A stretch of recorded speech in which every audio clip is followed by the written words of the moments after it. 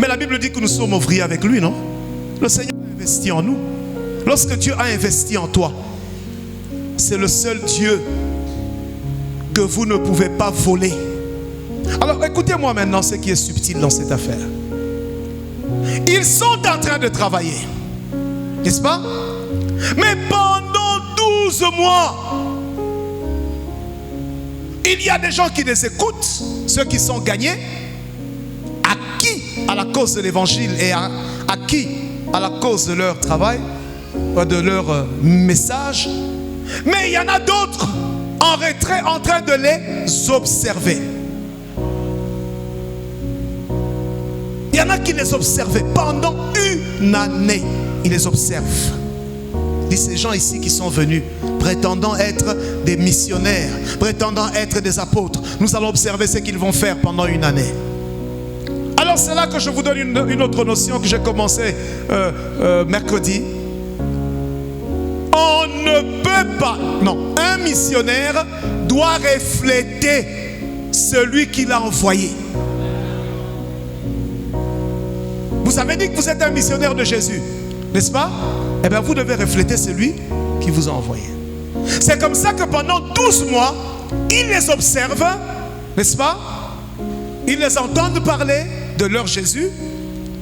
Ils entendent les témoignages de ce Jésus-là. Ils finissent par dire, ces gens, ce sont des chrétiens. C'est comme ça que la Bible dit que pour la première fois, c'est à Antioche qu'on va dire que ces gens ici sont des chrétiens. Ça veut dire quoi? Ils ressemblent à Jésus dont ils sont en train de parler. Ils reflètent ce Jésus-là. Alléluia. Alléluia. Un missionnaire doit refléter celui qui l'a envoyé. Ils ont dit que ce sont des chrétiens. Ils ressemblent au Christ.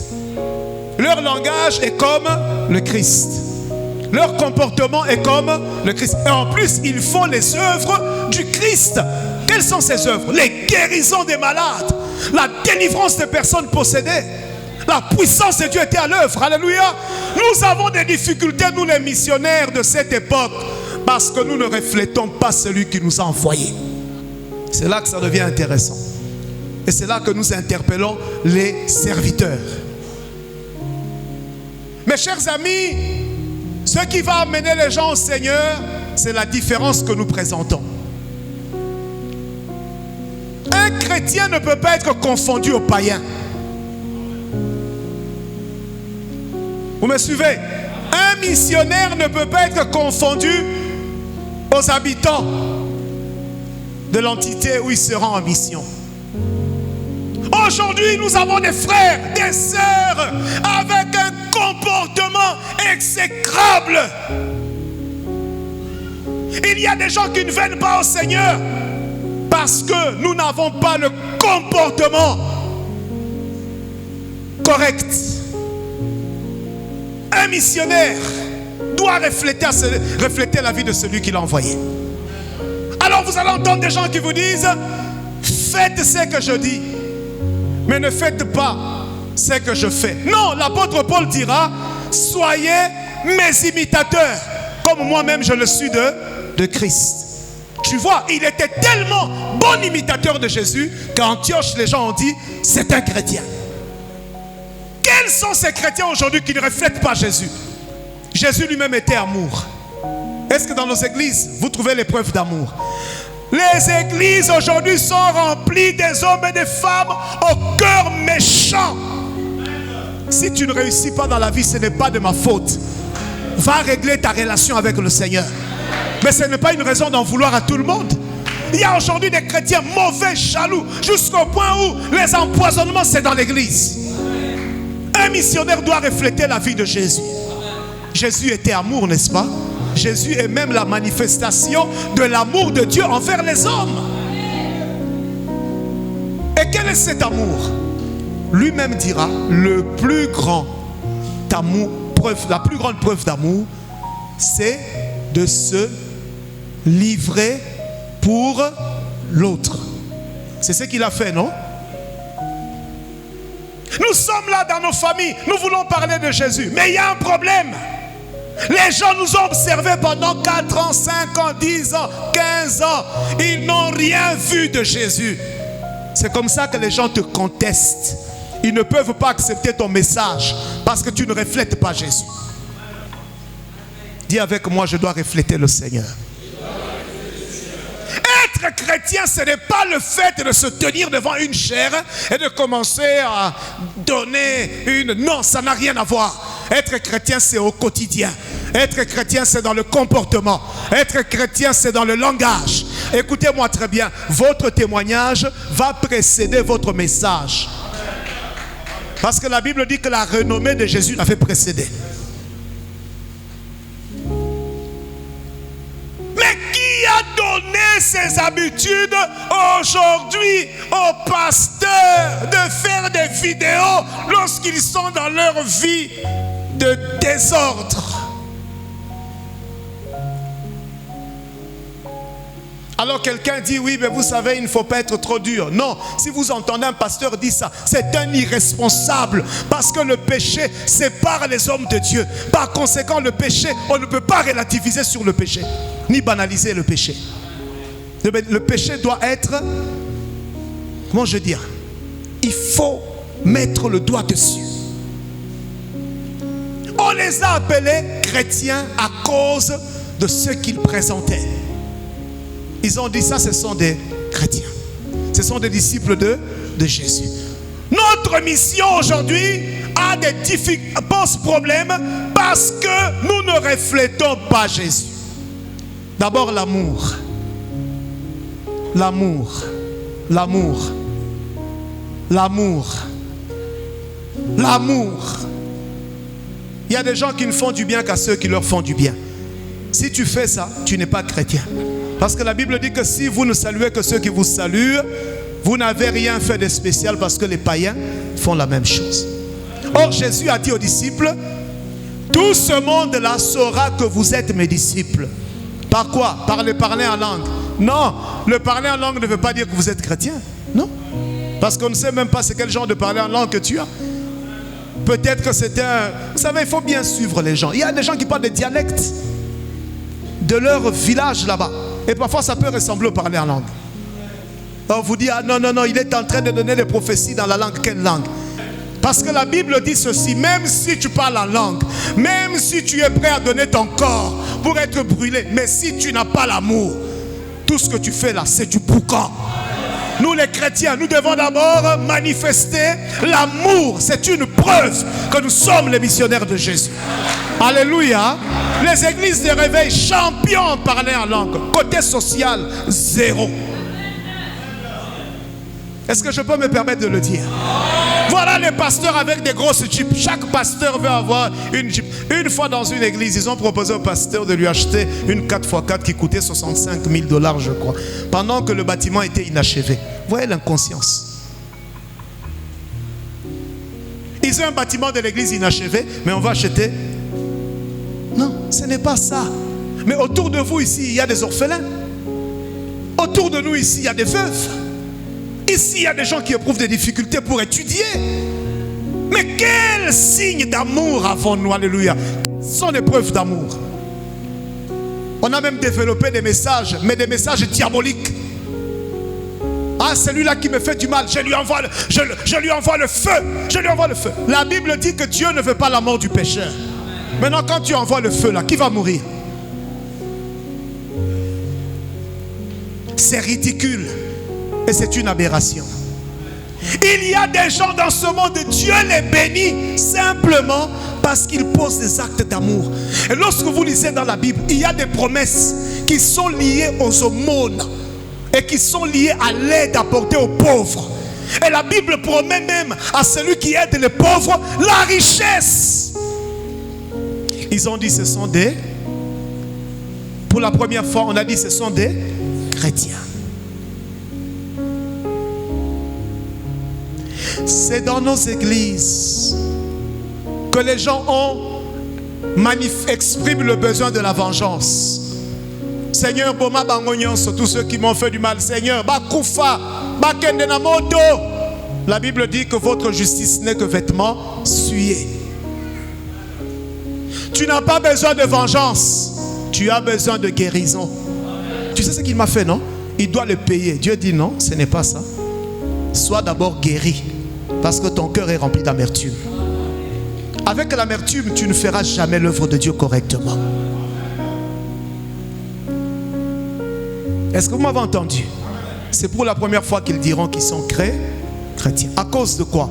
À cause de ce qu'ils ont présenté comme modèle, comportement, langage. Et ce défi-là, c'est un défi auquel beaucoup d'entre nous échouons. L'amour. J'aimerais insister sur l'amour. Est-ce qu'on ne peut pas aider les pauvres qui sont parmi nous? Même lorsque vous allez vers les gens pour leur parler du Seigneur, démontrez d'abord que vous les aimez. Lorsqu'ils seront convaincus de votre amour, alors ils seront convaincus de votre message.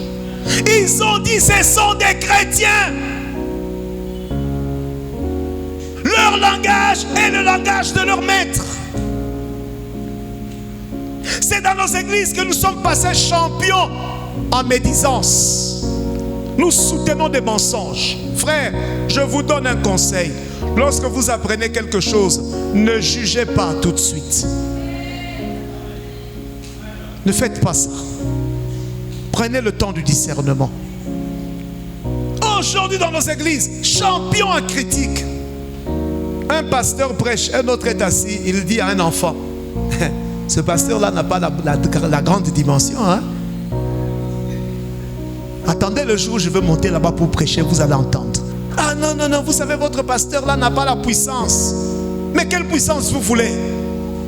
Que les pauvres mamans qui viennent de leur maison bien maquillées tombent tout le temps ici avec les perruques qui vont là-bas et tout. C'est ça que vous voulez?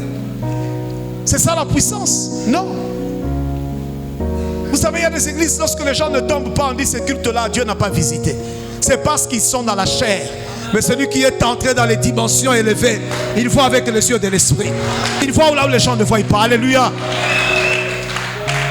Un missionnaire, les gens doivent dire de lui, il ressemble à Jésus. Voilà pourquoi quelqu'un disait, il y a quelques années, dans un livre, il dit, que ferait Jésus à ma place? C'est ça notre examen au quotidien, devant telle situation.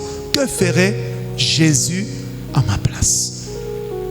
Tu dis, je fais comme Jésus aurait fait.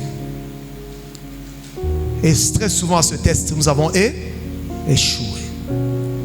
Est-ce que c'est bon ce que je vous dis ce matin? Pendant une année, voilà pourquoi la Bible dit, nous sommes entourés d'une grande nuée de témoins. Alors ne nous laissons pas conduire par le péché qui nous enveloppe si facilement. Il y a des gens qui ne vont pas accepter ton message tout de suite. Ils sont en train de t'observer. Alors il y a des femmes qui pensent que le fait de venir passer des heures ici, ça va impressionner ton mari. D'ailleurs, je vous ai toujours dit, nous avons tous fait un constat. Dans les églises, il y a plus de femmes que d'hommes. Oui ou non? Alors les gens ont donné comme raison. Vous connaissez la raison? Ils disent non, parce que les hommes sont des incrédules. Non, les hommes deviennent incrédules parce qu'ils ne trouvent pas dans leur femme le reflet de Jésus. Il n'y a aucun comportement de chrétien.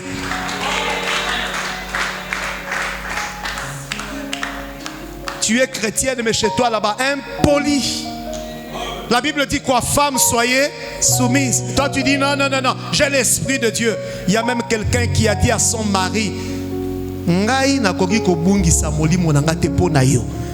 mari dit, il dit, oui, oui.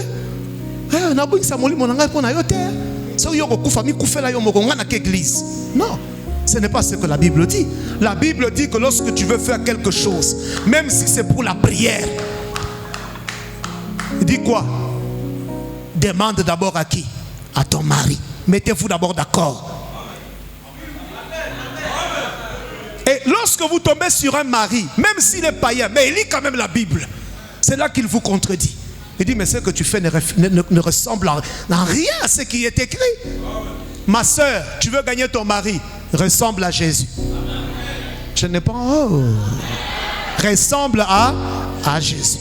Nous voulons gagner nos enfants. Ressemblons à Jésus. Nous voulons gagner nos collègues de travail. Faisons quoi? Mais c'est bien de dire ce que Dieu ressemble à Jésus. Avec ton voisin, quels sont les rapports que vous avez?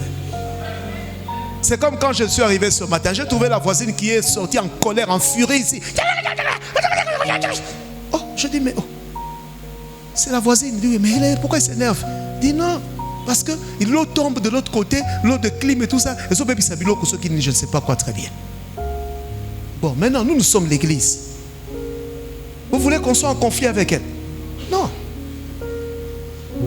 C'est pour cette raison que lorsque les gens nous voient sortir tous les dimanches, au lieu d'être attirés par notre consécration, qu'est-ce qu'ils font? Ils disent, c'est ça leurs habitudes. Ils vont dans les églises, mais ce sont des aventuriers, des méchants. Surtout notre voisin là, un méchant. Toi là, quand on touche à ta voiture, qu'est-ce que tu fais? Ton voisin a une petite éraflure d'un enfant du voisin sur ton véhicule. Mais je vous dis que le monde sera en feu. Vous savez, l'amour du Christ, c'est l'amour de 1 Corinthiens 13. Il dit que l'amour supporte tout. Lorsque vous manifestez cela, les gens vont être étonnés. Même les païens vont dire, cet homme-là est un homme bon. Alors le jour où vous l'invitez pour lui parler du Seigneur, il est déjà prédisposé. Je vais terminer ici. Missionnaire, ton témoignage va précéder ton message. On ne peut pas dissocier le messager du message. Ce que tu dis, c'est ce que tu dois être. Ce que tu dis, c'est ce que tu dois faire. Tu ne peux pas dire une chose et tu fais le contraire. Et vous les missionnaires, gardez-vous de ressembler aux païens. Lorsque vous êtes avec les païens, ne faites pas comme eux. Si ton voisin fume du chanvre, ne fume pas avec lui. Parce que vous savez, l'interprétation de la parole de Dieu, c'est compliqué. Quelqu'un dit, l'apôtre Paul a dit, si tu vas à un endroit, tu trouves les gens qui sautent sur le pied gauche. Toi aussi saute sur le pied gauche. Alors quand tu arrives là-bas, les gens fument leurs plis. Excusez-moi l'expression. Tu dis non, comme ils sont en train de faire ça pour les gagner. Pour les gagner, je vais être avec eux. Mon cher ami, je crois qu'à la fin de la séance collective de prise, ce qui sortira de ta bouche, je ne crois pas que ce sera l'évangile. Ça ne sera pas l'évangile.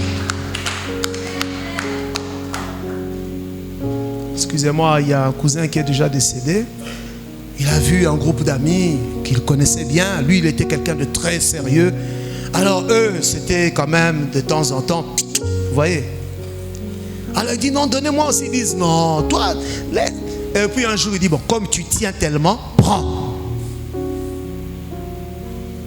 Il a fumé un peu.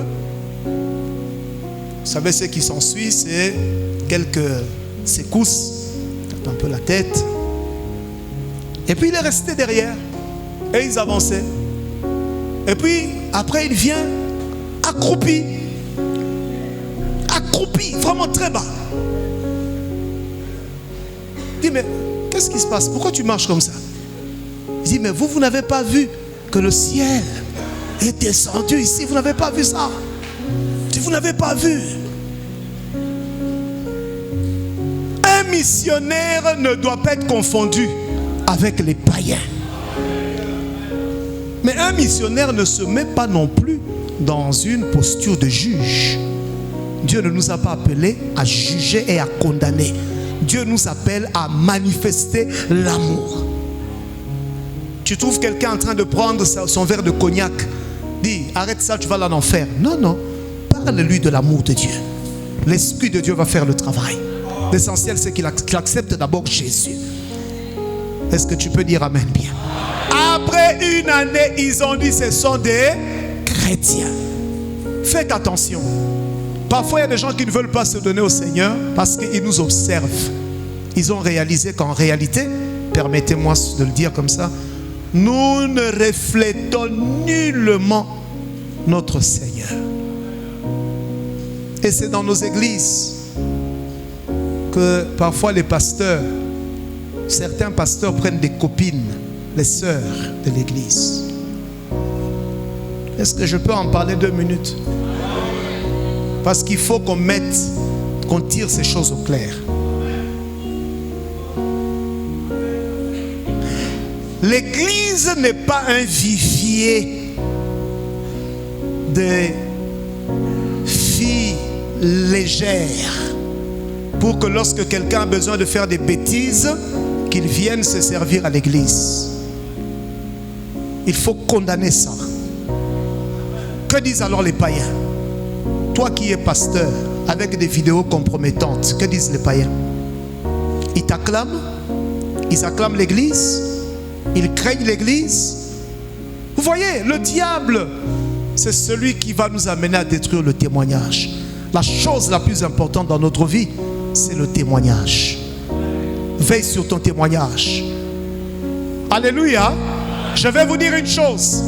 Il y a une corrélation entre le témoignage et le miracle. Pour ceux qui vous écoutent. Si vous prêchez à quelqu'un et qu'il ne croit pas en vous, vous n'allez pas communiquer la vie. Il n'y aura pas de miracle. Si vous êtes crédible, la personne met déjà la foi dans ce que vous dites. Et le miracle va se réaliser.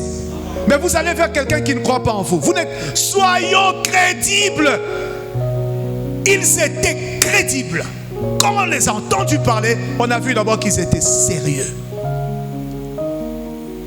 Aujourd'hui, les gens partent en mission. L'environnement les change. Ils adoptent même les habitudes païennes.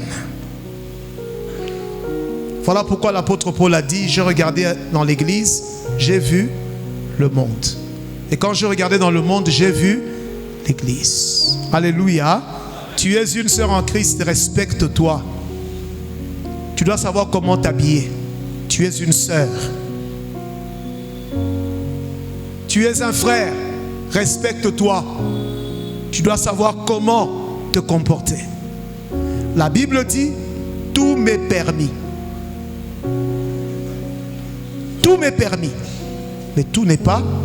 En fait, ça veut simplement dire que nous avons la liberté de faire ce qu'on veut. Oui, même moi, j'ai la liberté de faire ce que je veux. Je peux décider de manière unilatérale. Vendredi prochain, moi et ma femme, nous serons en boîte de nuit. Oui, on décide de manière unilatérale. Moi et ma femme, vendredi, nous sommes en boîte de nuit. Nous buvons et tout ça. Mais pourquoi nous ne le faisons pas? Non, on ne peut pas le faire. Parce que nous sommes au sacerdoce. Celui qui est au sacerdoce est loin de Dieu. Loin de Dieu, c'est celui qui est mis à part. Celui qui est mis à part, c'est celui qui est sanctifié. On l'a sorti du monde, on l'a mis à part. Pour qu'il devienne modèle. Voilà pourquoi l'apôtre dit à Timothée que personne ne méprise ta jeunesse. Mais toi, sois un modèle. En parole, en sainteté. Sois un modèle dans la foi. Sois un modèle. Nous devons être des modèles. On n'est pas parfait parce qu'il n'y a pas d'homme parfait. Tant qu'on sera dans ce corps, on ne saura jamais atteindre la paix, la perfection. Mais soyons des modèles. Est-ce que tu es prêt pour la prière? À partir d'aujourd'hui, sache que tu es un missionnaire. Partout où tu iras, reflète Jésus. Même lorsqu'on te fait du mal, présente l'amour. Dis-leur, je suis un serviteur de Dieu. Je ne vous suivrai pas sur ce chemin-là. Moi, je suis un homme d'amour. Alléluia. Est-ce que vous m'avez entendu? D'ailleurs, contre la sorcellerie, il n'y a pas d'arme plus puissante que l'amour. Parce que la Bible dit ceci, lorsque ton ennemi a faim, donne-lui à manger. Même lorsqu'il veut ta tunique, donne-lui. Quand tu fais ça, que dit la Bible? C'est du charbon ardent que tu mets sur sa tête. Alors les gens ne comprennent pas que pour mieux combattre les sorciers, il faut poser des actes d'amour. Parce que les actes d'amour, c'est un jugement pour eux. Tous ceux qui vous font du mal, manifestez l'amour. Missionnaires, à partir d'aujourd'hui, allez refléter le Seigneur. Est-ce que je me suis adressé à l'église? Nous allons nous incliner. Que Dieu